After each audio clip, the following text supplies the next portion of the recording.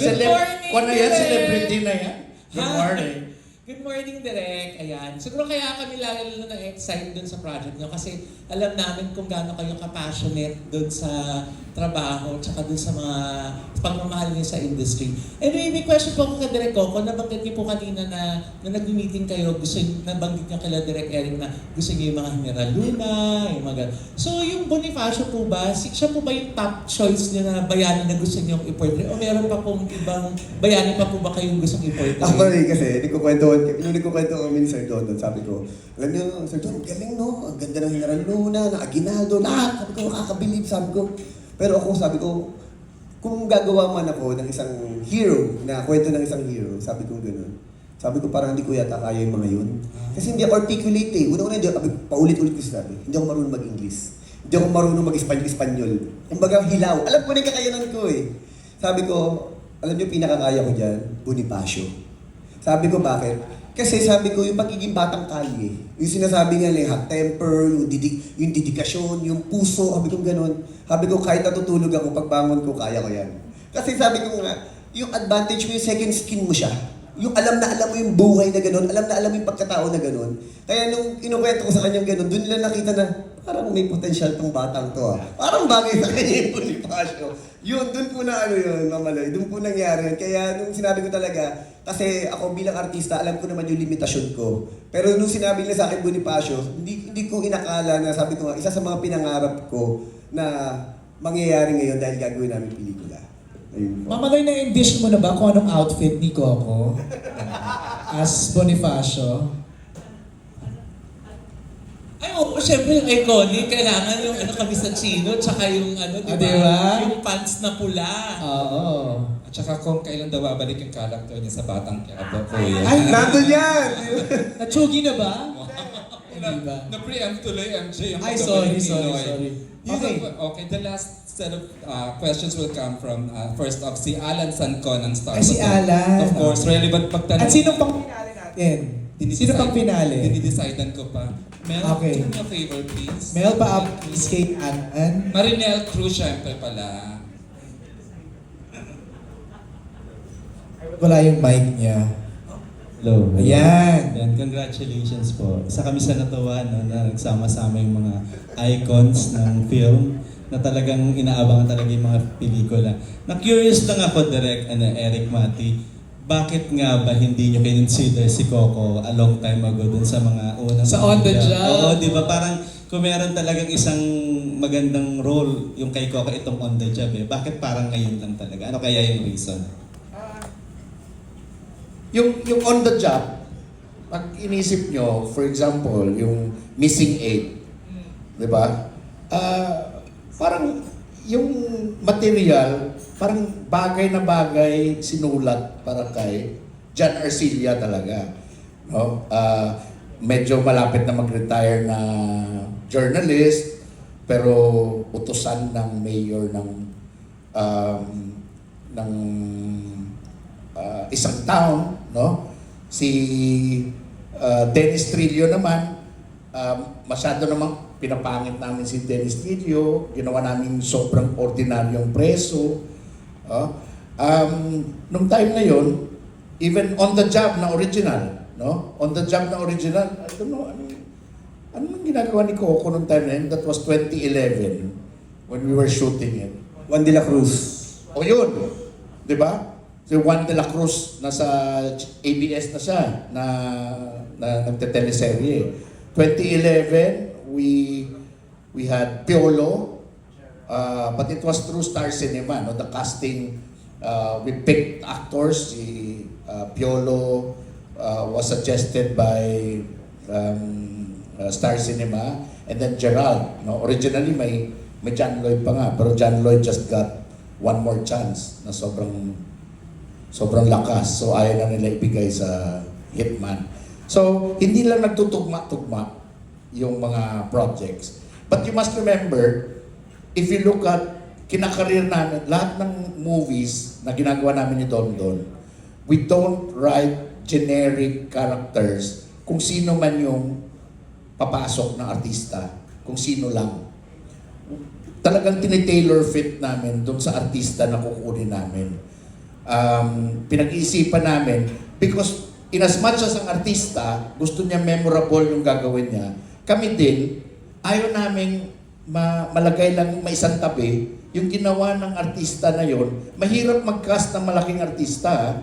Hindi ganun kadali na pagbigyan ka ng malaking artista para gawin yung pelikulang gagawin namin. So, we owe it to them na bigyan sila ng role na parang memorable talaga para sa kanila. I remember na medyo nagkamali pa nga ako. Sa Honor Thy Father, lintik na sisi na pinagdaanan ko kasi gusto ko makita si John Lloyd na hindi pa cute. Kaya niya ginawa yun. Pero sobrang dark naman ang pelikula. So parang sabi nila, yan tuloy, hindi kumita yung sayang si John Lloyd. Sana yung nag-meet ka na lang halfway kay John Lloyd na parang nakita pa rin na cute siya. Ganon, no? But I feel na yun yung gusto ko makita kay John Lloyd na gawin at that time. No? So with Coco, knowing his filmography, and I've seen most of his films, almost all. No? Napanood ko Kinatay, napanood ko lahat, even the ones on Netflix na ni-release in the last 2-3 years. Napanood ko yun. Iniisip ko siyempre, what could Coco do in a movie na sa amin ni Don Don na hindi pa niya nagawa but also memorable. Na parang tatatak, na parang naalala nyo yung movie ni Coco na ginawa nila Mati tsaka ni Monteverde. Iba, no? Iba yung role ni Coco doon. Ganda. Hindi pa niya nagagawa yun. Iyon yung parang alaga na gusto namin sa artista. Kasi ayaw namin na parang kahit anong script, o yan, bagay, pwede ka naman dyan, lagyan ka lang namin bigote, lagyan ka namin mahabang buhok. Diba? We go out of our way to make sure that the character is something that na pwede nilang, ano yun, that they can take a bite of, diba? And enjoy nguyain, diba? Yung role. Hindi lang yung parang appear sila doon araw-araw, hindi naman nila kailangan pag-isipan yung role. Mabubuo naman yung pelikula. We don't want to do that. Sa perspective ko naman, I mean, matagal na talaga namin gusto makatrabaho si Coco. Hindi lang namin talaga alam paano namin siya ma-approach properly. Kasi alam naman natin, di ba, sa utak din naman namin before, parang untouchable di ba? Kasi network star, di ba? I'm sure dire-diretso yung proyekto. So parang kailan ba tayo kaya makakasingit, di ba? Isang kataon lang talaga na we tried. And that first try na kinausap ko si Leia, in just 2 days, bumalik na. Di ba? So, yun May lang blessing ni talaga. Mother yan eh. Bilang ko. May guidance ni Mother. So, syempre yung busy talaga di ba? Syempre, knowing that, akala namin exclusive din siya. Diba? We found out na hindi naman pala pagdating sa pelikula. So, Do you still remember the date? Ha? Do you still remember the date? That's August, I think August, kailan ba yun si Mother? Alam nila eh. Sometime in August. Sometime. Yes. Yeah, sometime in August lang. Couple of months back. Yeah, somewhere ganun. 5 yata, I think. Memorable. Alan. Second question ko for Coco. Yan, congratulations Coco. Yung, kasi parang parang ikaw yung taong talagang napaka-busy as director, tapos yan actor, di ba? Tapos ini-imagine namin kung gagawin mo itong dalawang pelikula na to, paano na yung schedule, di ba? Hindi naman sabay, Alan. I mean, di ba? Movie pa din yan eh, di ba? It takes time para magbigay ng time. Parang kakabahan na ba kami na matatapos na rin ba yung Batang Quiapo para magawa mo to? Or talagang parang magta-time management ka para magawa mo at the same time yung Batang Quiapo at itong movie na to? Actually, ang Batang Quiapo kasi is NWF. Monday, Wednesday, Friday. Meron pa akong Tuesday, Thursday, Saturday, Sunday. Yung Tuesday and Thursday ko, para yun sa OTJ. Yung Saturday and Sunday ko, yun yung Bonifacio. Yes, bigyan ka na ng schedule, Alan. Hindi kasi alam mo sabi ko nga, igagrab ko talaga to. Whatever it is, gagawin at gagawin ko, darating ako sa set. Kasi pinangarap ko to. At ang tagal kong hinintay. Hindi ko palalagpasin yung pagkakataon nito. Sabi ko nga, ganun ako walang nakakapigil sa akin. Kasi sabi ko, pag may gusto kong ma-achieve na pangarap, gagawin ko ang lahat para makuha mo yun. At ngayon nangyayari to, kaya sabi ko nga, pakiram dati, sabi ko sa sarili ko, siyempre alam mo naman ng artista, di ba, minsan 5 years, 10 years, Ngayon ang pakiramdam ko, dati dumating ako sa point noon after Provinciano, sinabi ko talaga to, sabi ko sa Provinciano, alam ko, hindi na ako makakagawa ulit ng ganito kalaking project. Alam ko, hindi na ako makakagawa ng ganito ka-successful na project. Pero nung nangyari siya sa Batang Quiapo, sabi ko sa sarili ko, hindi. Nasa gitna pa lang ako ng karir ko. Ibig sabihin, meron pa akong pupuntahan. Tapos nung dumating ito, sabi ko, pero mo sa... Natupad ko yung pangarap ko sa Provinciano and then Batang Quiapo, tapos bibigyan ako ng 2 ganito kagad ng project. Ibig sabihin, nandun pa lang ako. Nag-i-start pa lang ako. Ngayon, nasa sa akin na yun kung uurong ako o lalaban ako. Ang decision ko, lalaban ako. Bakit? Tagal kong hinintay ito. Alam ko yung pakiramdam na nasa baba. Alam ko yung pakiramdam ng wala. Ngayon na nandito ako, sabi ko hindi ko sasayangin yung pagkakataon na to. Kasi alam ko maraming pwedeng pinto ang magbukas sa akin. Kagaya ngayon na nagbukas sa akin yung pagpuproduce, sabi ko, malay mo, sabi ko, sa pamamagitan na to, kaming tatlo, makapagbukas kami ng pinto, na ibang pinto, na makakapagbigay pa ng hanap buhay sa maraming mga tao sa industriya natin, sa pamamagitan nito. Alam mo, MJ, yung ina-emphasize si Sir Don, doon yung magbigay ng hanap buhay sa mga film workers. Yes. Kakaisa silang tatlo talaga, no? Galing. Thank you, Kuya. Okay na, no, Alan? Ano kaya problema ni Alan, ano? Sa schedule niya. Schedule ni Coco ang iniisip na niya now. And the last question will come from Miss Marinelle Cruz. Seatmate niya si Marinel. Oo. Ako pala. Ayun. First question is for Direk Eric. Direk, kasi yun, medyo lengthily in-explain mo na yung mangyayari sa Bonifacio. Pero konti pa lang sa OTG 3. Pakwento naman kung ano yung pinaplano nyo for Coco, yung character ni Coco for this one.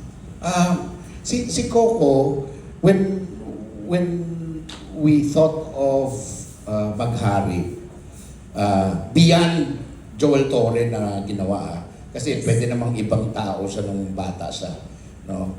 Iniisip lang namin ni Michiko, ano ang gusto natin makita kay Coco? Si Coco talaga, every man siya. Para siyang ordinaryong Pilipino sa ang tingin ko sa kanya. Na, siyempre, hindi ganyan kagwapo, no? Pero ibig ko sabihin, ordinaryo siyang Pilipino. And he could represent every Filipino out there. No? So, ang naisip lang namin, ang plight ng Pilipino kung gaano kahirap para makakuha ka ng tamang serbisyo sa mga bagay-bagay. No? So naisip namin, Coco's tatang and how he goes through everyday life and all the struggles niya. But then, it's not enough. And may ipit siya, and it turns out, he takes matters in his own hands. Yun lang. So, because he needed to protect his family, he needed to protect his children, his wife, and even the people that he loved. Yeah. Okay. Thank you po, Direk. Coco, ayun, narinig mo naman din yung sinabi ni Direk Eric, yung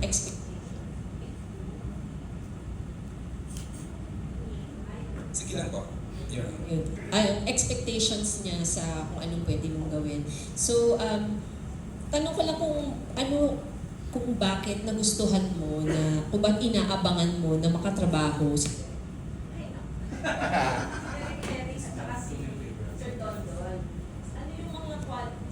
yung mga qualities o ano yung mga nakita mo sa kanila na nagustuhan mo, na pinangarap mo na sana makatrabaho mo sila? Kasi sabi ko nga, fan ako ng mga project nila. Halos lahat napanood ko mula yung mga project nila kay Kuya Dong, lahat, pati movie with kay Lloydie, lahat. Kasi bilang lalaki, ramdam na ramdam mo yung kwento, yung buhay, yung karakter. Na alam mo yung parang sabi ko nga, nire-represent nila yung totoong Pilipino, totoong Pinoy, yung kultura natin. Which is ganun din kasi yung pinagmulan ko eh. Diba? Kami nila Direk Dante, kung sino yung mga tao, sino yung mga Pilipino. Na nakaka-relate ako. Na which is, sabi ko nga, yun yung gusto kong ipagmalaki. Na kaya naman natin yun eh. Bakit tayo, sorry hindi ko na, pero ba't tayo gumagawa ng kwento na hindi naman natin kultura?